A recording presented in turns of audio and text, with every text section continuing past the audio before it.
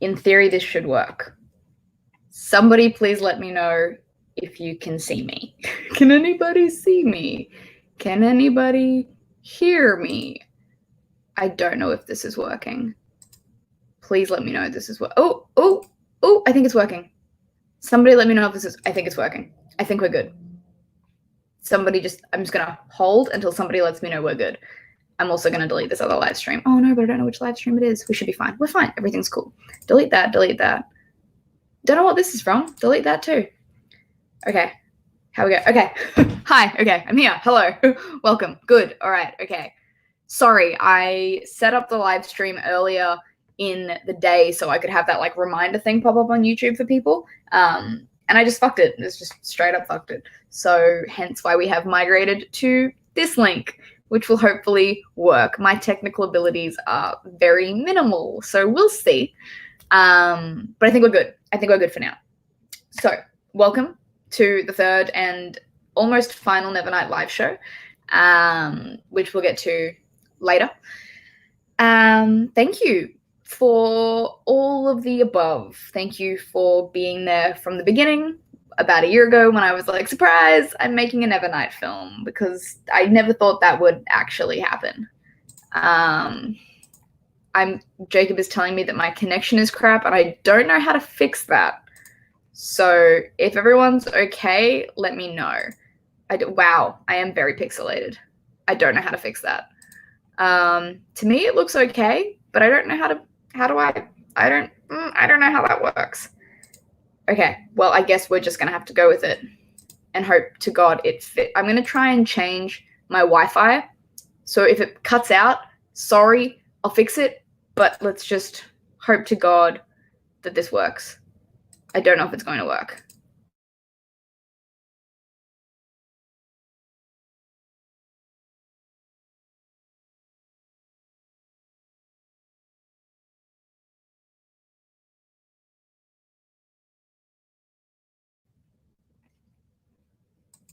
Am I back? I don't know. This is for now. I'm getting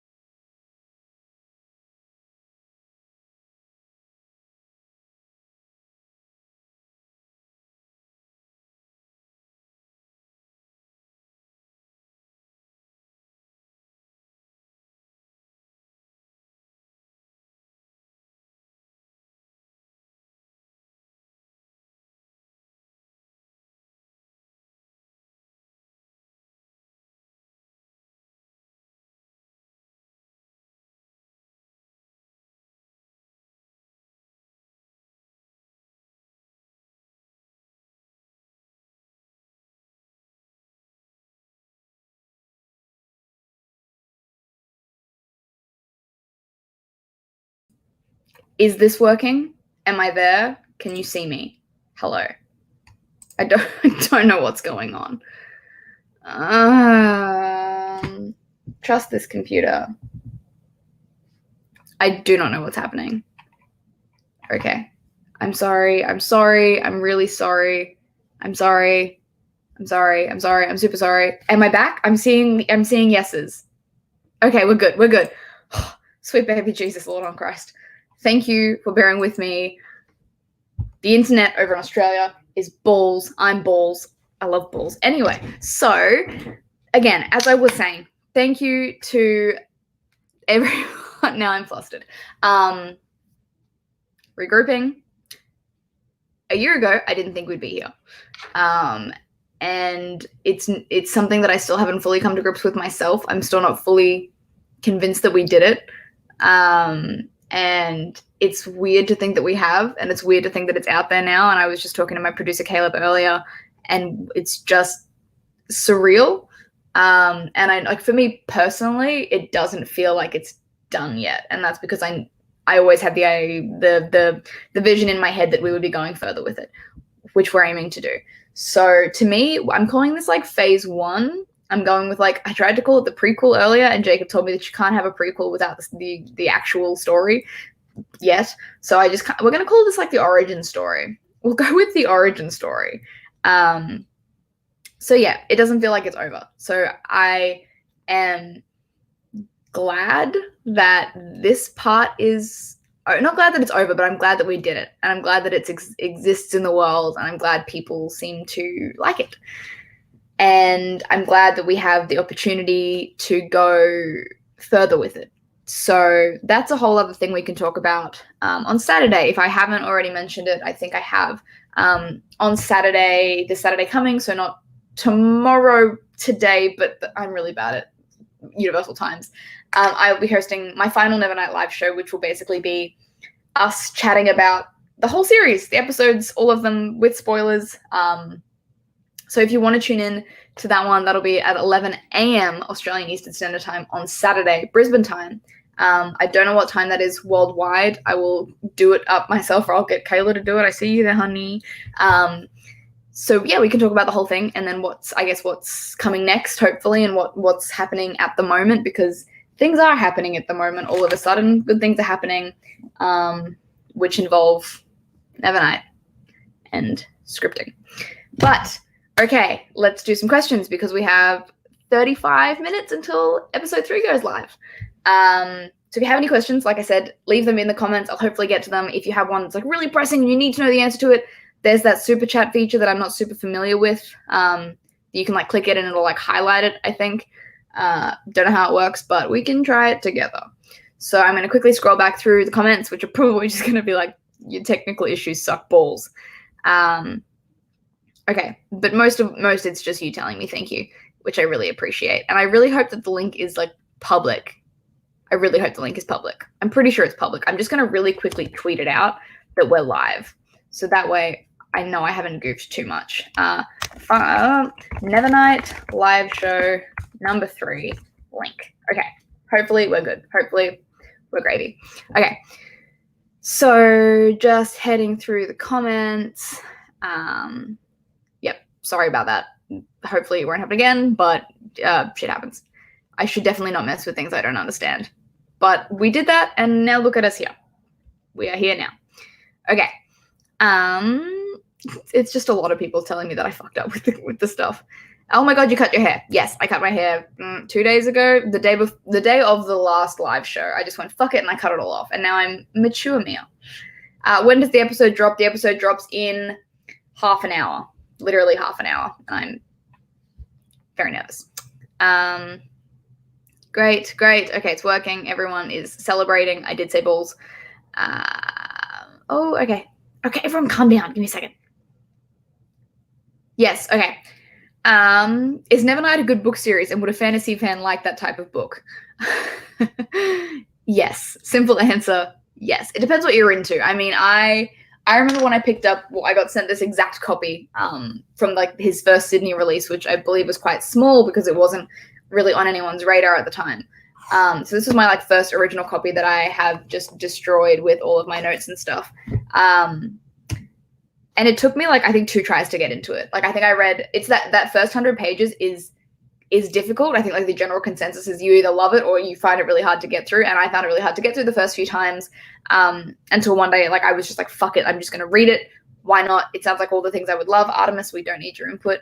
And then you smash through that first 100 pages and it just becomes great. And I think a lot of the problem with it, apart from, like, the footnotes, which everyone, yeah, the footnotes, we get it. Like I think that it's called purple prose, like the flowery writing, which isn't something I was super familiar with, but I kind of love it because it kind of makes the story what it is. Like, it makes Nevernight. So yes, I think if you're into fantasy, it's a good fantasy book. I'm a sucker for assassins. I'm a sucker for the magic school trope. I'm a sucker for familiar demons, shadow cats sort of thing. So it was all of the things that I loved. So it was right up my alley. Fat Danny's scene made me laugh. Good. That was one of my favorite scenes to film and then to have shown, because Damien Garvey, who is a very well-respected Australian actor, he's in, like, everything in Australia.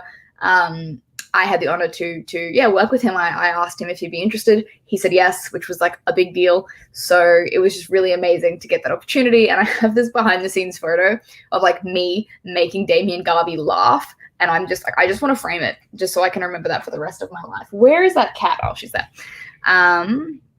Yeah, thank you for the time chart, Kayla. It has been saving so many lives. I don't think that's my dog. That was my dog. Okay, sorry. Thank you. You don't regret staying up till 5 a.m. for this. I regret that you're up at 5 a.m. for this. I'm sorry. What's the funniest thing to happen on set? I mean, there was a few. Pretty much any time I got Dale with the birthday cake was like my highlight. Funny but weird. I mean, like the entire wastes that you'll see in this episode, I think pretty much every single cast and crew member has like World War III flashbacks to that entire shoot because it was so difficult. Headbutting the camera on my first take of the fight scene was fun.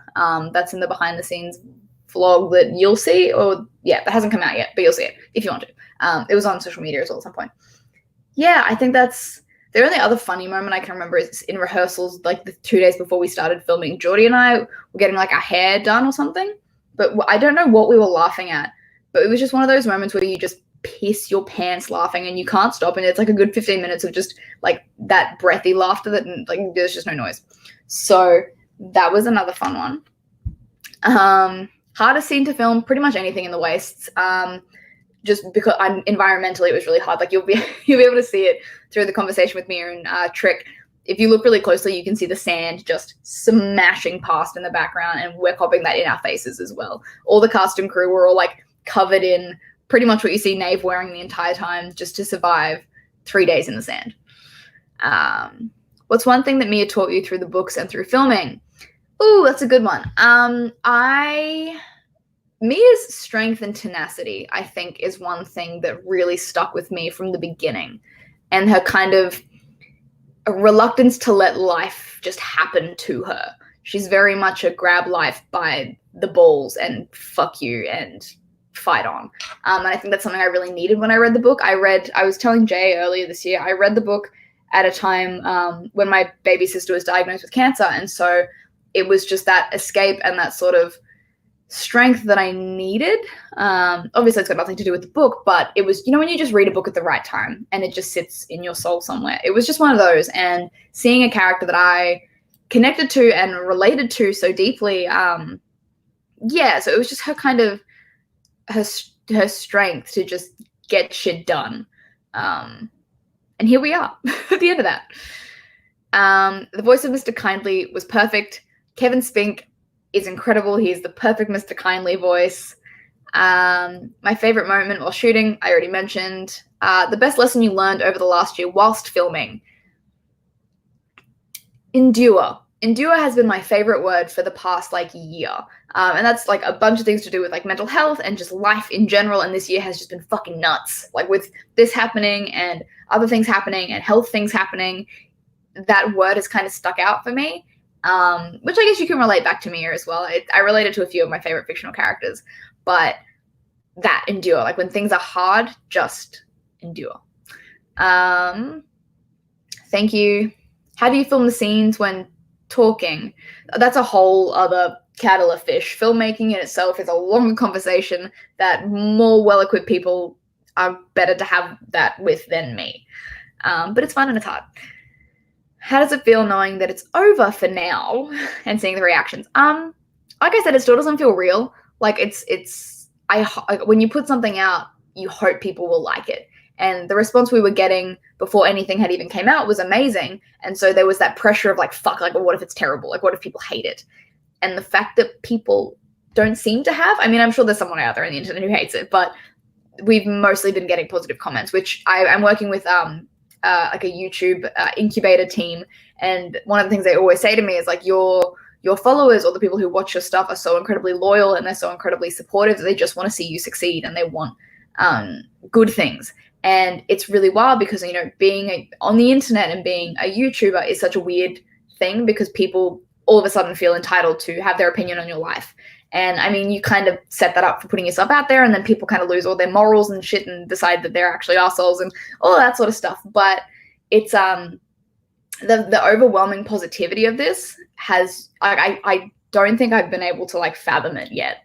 And so I don't get it yet, but every time I wake up and I see the amount of views or the amount of likes or the amount of likes to dislikes or the comments and people getting so passionate about it and like making GIFs about it or making photo sets about it is just, it's really weird.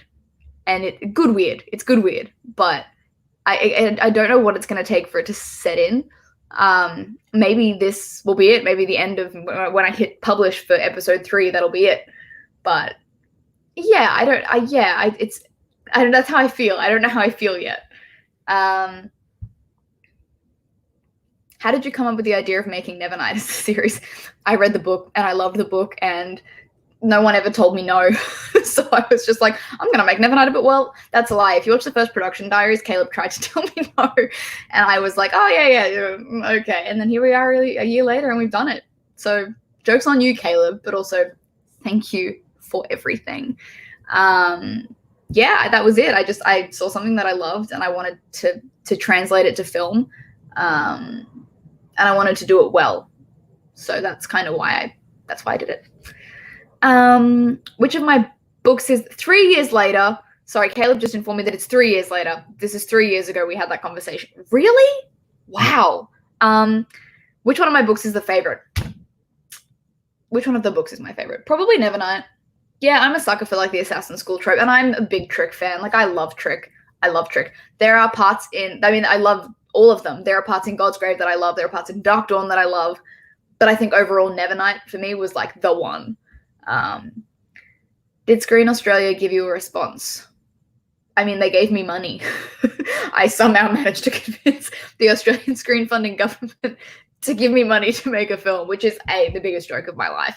But they've been nothing but supportive the whole time. Supportive when we went down there for our workshops, supportive as we were shopping it. Obviously, we've been working with them and collaborating with them the entire time. And they've been like posting it. And yeah, we sent our poster down to them and they're going to put it up in their office and everything. So that's really cool. Hopefully we're going to talk with them early in the new year about next steps because we would love to have their support and it would be incredible to have their support. So working on that, still cultivating that. What scene would I like to film from the whole series? I'm only going to say scenes from episode 1 because I don't want to spoil God's Grave or Dark Dawn. From episode 1, my 2 favorite scenes from it are, from book 1. When Trick is telling Mia his backstory and how he like got his name and everything and why he's at the Red Church, it was just such a nice juxtaposition. But my favorite scene of the entire book is when Mia and Trick are having the fight at the very end of the book in songs. That's my favorite scene of the whole book. I'm a sucker for that sort of like sexual tension / aggression / lovers quarrel. Big fan. Big fucking fan. Really wanted to film that. You watched the first episode at your book club. I am so sorry to your entire book club. Oh my god. Okay, now I've lost it. Okay, hold up. Okay, here we go. It keeps like skipping. Who does Mr. Kindly's voice? Mr. Kindly was Kevin Spank. Kevin Spank is a local Brisbane actor. He's incredible. He does a lot of theatre. He does a lot of voiceovers. He does a lot of audiobooks. If you look at the credits at the end, you can see everyone in there. But he is incredible. Obviously, the narrator for episode 1 was Peter Kent as Mercurio. So Mercurio also did the voiceover during the animation as well. What sort of character would I rope Jay into cameoing as? I don't know. Like, I don't know where he'd fit. I mean, I can see him like at the old Imperial, just like as a drunk, which is what I tried to do, but he's incredibly busy. Just, like maybe at the porkery. I forget the name of like Bacon or Ham or whatever his son was called. I can see him as that. I don't know, because he's got such a specific look. I don't know where you'd put him. That's really weird. Yeah. But definitely if this went further, I would 100% be like, Jay, you have to cameo, please. When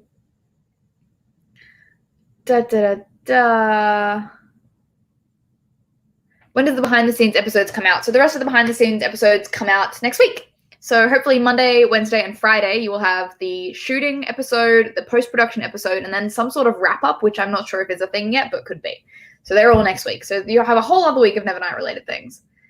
Would you consider doing a video on your process of adapting a script from a novel? So I kind of have. So I've got all my, like, I've been filming this journey since like day one, 3 years ago, apparently. So I've got the footage of how I've done it. I just haven't had a chance to put it into a video yet. It didn't make the first video yet because it didn't make the first behind the scenes production video because it was just too long.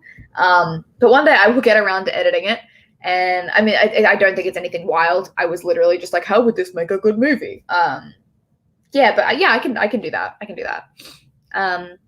We are planning on doing, because we hit our Kickstarter goal and then we hit our Kickstarter stretch goal, we are at some point planning on doing like a creative cut commentary. So it's basically from like what we're thinking is like myself, Caleb, Genevieve, so the director, the producer, and probably somebody else. I don't know who else would be involved in that yet. Sitting down and like watching the episodes and like our commentary on them, like, oh, we did this here, or this is why we did this, and you know, this is why we used this color, or this is why we used that dialogue or whatever, which I'm really looking forward to, because I feel like there's just like a bunch of little Easter eggs in there that I really want people to know about, because I'm just like, oh my god, like I'm so proud of myself, but also because I think it's cool.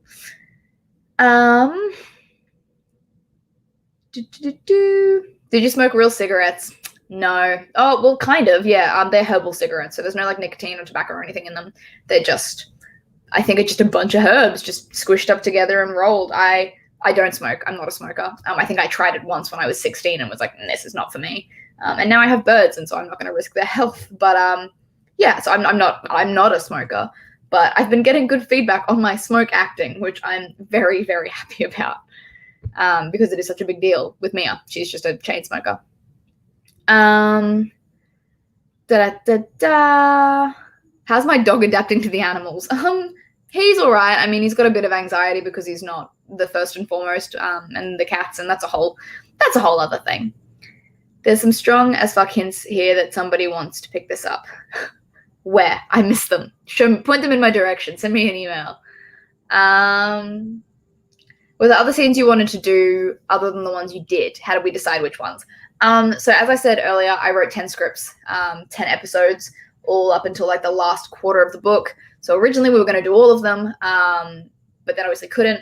So the ones we picked for the 3 episodes were kind of a way of, they're telling their own story as well. Like if you were to just watch this part, you would kind of get an idea of the world and the story and the main characters for this specific book. Because obviously certain characters that we love aren't main characters in this book at the moment.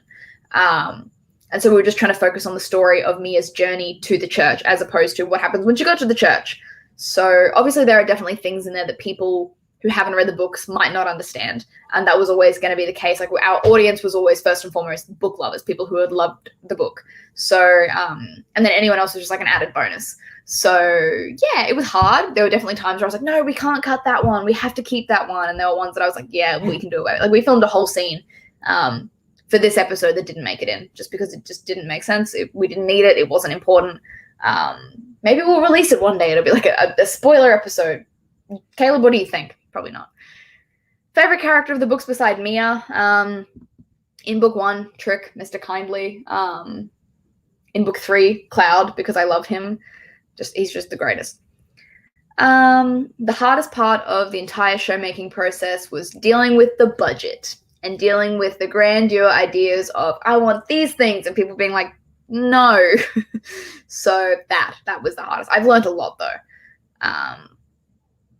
Will I do a sci-fi film next?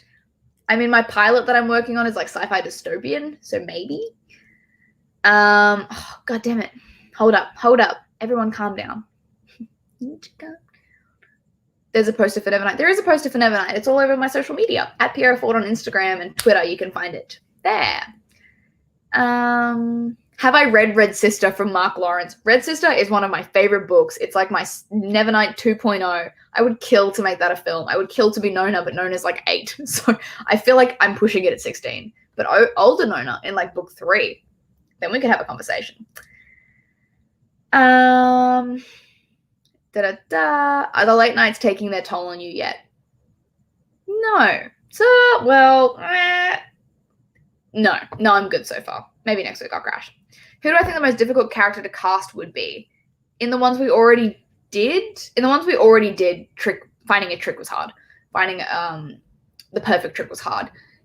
in the future, I mean, yeah, like throughout the rest of Nevernight, there's a bunch of characters that I'm like, I don't know.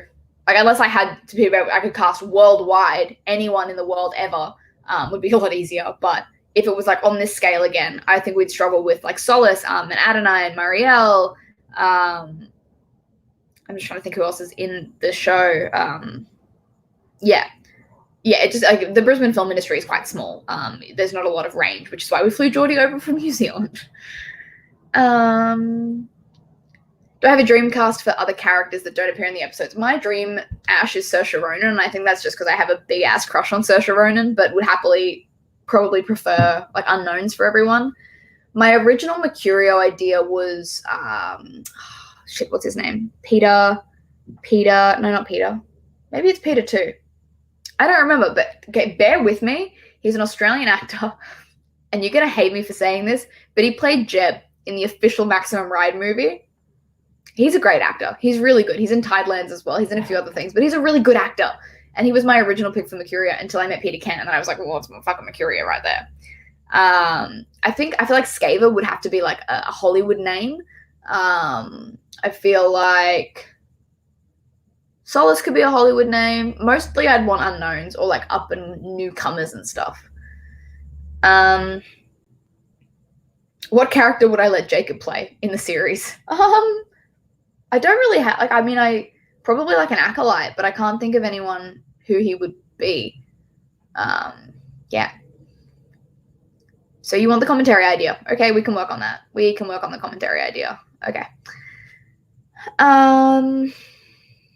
Would I consider doing it as a feature, or would I want it to be a series? I think I'd want it as a TV series. I think it would benefit the story more because there's so much going on in the book, not just like the main story, but also like all of the interweaving bits that come in book 2 or book 3, or like the world building and stuff. So I've got some really cool ideas for it. But yeah, I think it would benefit from being a TV show as opposed to like kind of shoving everything into like a 2-hour movie. Like it could work, it could very well work, but I think you'd lose a lot of the stuff that makes the book what it is. Who would I cast as Cloud? I have no idea. I feel like once I see them, I feel like there's someone that I'm thinking of, but I don't know who they are. But just that sort of like quirky, you know Cloud. You know that kind of person. I'm afraid that it would ruin the books for me. We're also afraid that Jay would hate it. Ouch. Yeah, of course, that was my biggest fear. My biggest fear was Jay would be like, oh, yeah, like, cool. Love it. Good job. What the fuck have I done? I mean, so far he hasn't, which is really nice. I don't think he hates it. I think he likes it from the response the messages he's been sending me. I think he likes it. But I mean, my biggest fear was always, oh my God, I'm going to embarrass Jay and Jay's going to hate it. And holy shit, I've ruined everything. What have I done? I've talked such a big game and oh my God, it's terrible. Because nothing is worse than anxiety and imposter syndrome. But he seems to have loved it, and so that's really all I could hope for. At the end of the day, if Jay loved it and nobody else loved it, I think I'd be okay, but we're just really lucky that Jay loves it and most people like it too. Ouch. Any other fantasy book adaptations I'd like to see? Yeah, I said it before, there's heaps. I mean, like, Red Sister, The Poppy War, Name of the Wind is coming to TV, isn't it? Yeah. Seven Blades in Black, Steel Crow Saga. I just read Kings of the Wild, which I thought would be fucking hilarious as a film. There's heaps out there. But it's also such a weird thing. Like, the rights will get acquired and then they'll just sit on a shelf for like 10 years and nothing will happen. So it's a weird one. Oh, I've lost you again. Where do we go? Hold up. Here we go. I did find the perfect trick. I'm very proud of myself. When you were reading Nevernight, what was the moment you fell in love with the book or that you saw clearest in your head? Shit. I mean, probably like half of the cunt conversation. Halfway through that, I was like, yeah, I mean, that's just not a thing that you hear in books from a young woman of all people.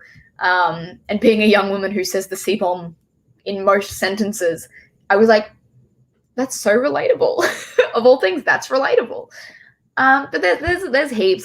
Like I can vividly picture the Red Church, and I can vividly picture like Spider Killer's room and the whole songs and like the whole gala scene. Like I can see that. And so I want to, whenever I read, I visualize it. I'm a very visual reader. So having really in-depth descriptions of the world was so handy. All right, we're going to speed this up. We've got 10 minutes, team. Bloopers video. I don't think we honestly have many like on-camera bloopers so much as there'll be like funny stuff in the behind-the-scenes videos. Which of the first 3 episodes is my favorite? It's a cross between 2 and 3. I mean, I love 2 because of the content. Like, those are 2 iconic scenes. 3, I think, because it's like 3, I was talking to Caleb about this earlier. It's just weird, like, because we all experienced filming in the waste and we're all like traumatized from it, it makes it really hard to love. But it's a cross between episode 2 and 3. We worked really hard on episode 3, especially on the fight scene. And so that's one, yeah, 2 and 3. 2 and 3. How would I do the footnotes? I mean, like, they're not, like, as Jay's always said, like, you can read the footnotes separate to the story. Like, you don't need to read the footnotes to understand the story. They just embellish the world a little bit. They're just for, like, those hardcore fantasy lovers who love that extra shit. So I dare say I wouldn't make them, like, a point, but they would definitely be littered into the world somehow. It would make a good animated show. I mean, any book to film would probably benefit from being animated as opposed to real life, because you've got so many more liberties you can take with it. Was I happy with the ending of Dark Dawn? Yes.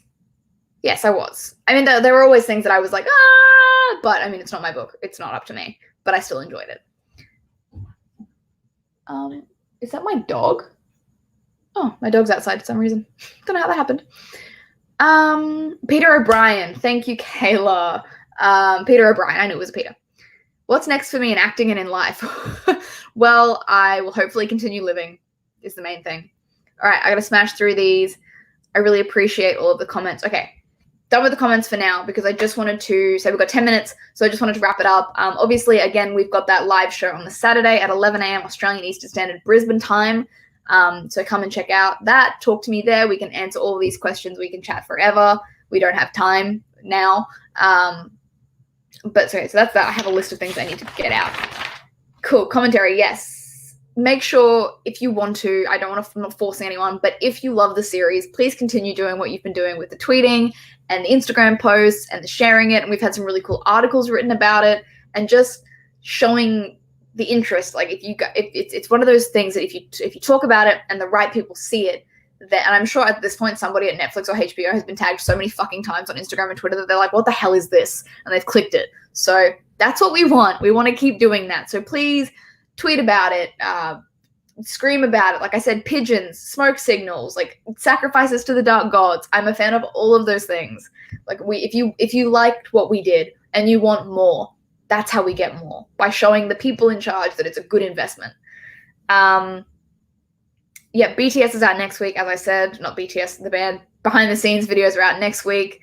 And I guess just the final thing is just thank you. Like, again, I can't say it enough. And as I said in my recent messages, like, words don't cut it. Like, there aren't words to sum up what it feels like to have a dream that feels too big for you, and to have a dream that you feel like you'll never be able to achieve because of who you are, where you are, what the dream is. And to have people, mostly people you don't know, people you might never meet across the world, go, you know what? I believe in you, and I believe in your dream, and I want to help you. That's just, it's not a real feeling. It's an out of body feel. It's a thing that you read about. It's things that you hear about. It doesn't happen to you. And so when it happens to you, it's a really weird thing. And I'm trying my hardest not to take it for granted because I don't understand it. I'm trying my hardest to sit and reflect and be like, we did this. We made this. And it's not an easy thing to do. And, in the behind the scenes, or in my vlogs or whatever, you won't fully see how fucking hard it was to do this. But that being said, like, if we can do it, you can do your shit too. Like, whatever your fucking dream is, you can do it. And I'm not about to get all like, seize your dreams, but like, fucking do it. Like, I can't explain to you, it's not impossible. And as someone who like struggles so deeply with like depression and imposter syndrome, and as a creative, like, you're constantly just like, I'm not good enough.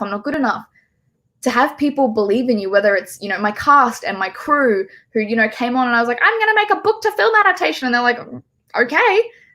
And you guys for loving it and for watching it and for trusting us with such a loved book. Like, I mean, this could have gone the complete opposite way, and it didn't. And it's just, I don't I don't fully know how to express my thanks. How I feel I could express my thanks is by getting this off the ground and making a fucking great series. That's how I feel I could give back to everyone. And so that's what I'm going to do. That's what I'm going to spend the rest of my life trying to achieve, in a way to say thank you for believing in me and for trusting us and for giving us your blind faith, going, fuck it, all right, let's do this. So it's that, and then it's also doing this with such a, I don't want to bring mental health into it, but bringing mental health into it, like, it's fucking hard. It's hard living with depression and anxiety. It's harder to do things, but we did it, and a large part of that is because people like you did that. You sent me messages, you liked my posts, you, every now and again I get a random message that's like, hey, I'm really excited for Nevernight, and that's the shit that kept us going. That's the shit on the days where I was just like, fuck this, it's too hard, I don't want to do it anymore, that I got a message from some stranger on the internet that was like, I'm really excited, like, I thank you so much. So it's shit like that is what I'm getting at. But anyway, we have 6 minutes until episode 3 goes live. So that's a thing that's occurring in my life right now. I don't have words, and I don't want to sit here and harp on about, oh, I'm so thankful, I'm so grateful, because I am, and I hope that you know that I am. And every message has been read, every comment has been read, anything that you send has been read, and I'm going to do my best to get back to you all about everything, whether it's just like a love heart or a thumbs up or a thank you, because my phone has been going wild the last few days. But we appreciate it, and we appreciate your support, and we appreciate the support of Screen Australia and YouTube and Google for, like, taking us on and being like, yeah, fuck it, Australian high fantasy, let's do it. We haven't done it before, let's do it. And me being like, oh God, what have I done? And to Jay, mostly and foremostly to Jay, who, first of all, wrote us a fucking sick book that everybody loves. And second of all, when a strange random on the internet messaged him 3 years ago going, hey, Jay Kristofff, I'd really like to make a fan film, do you mind? And he was like, yeah, cool, like, cool, okay. And then 3 years later, I'm calling Jay and I'm like, hey, so I fucked up and Screen Australia is giving me money to make a film. And he was like, well, fuck, all right, let's do this. So if he had said no, then we wouldn't be here. Like, if Jay was like, cool, thanks, but no thanks, we wouldn't be here. So thank you to Jay for fucking trusting us, giving us this opportunity, being like, well, fucking what's the worst that could happen?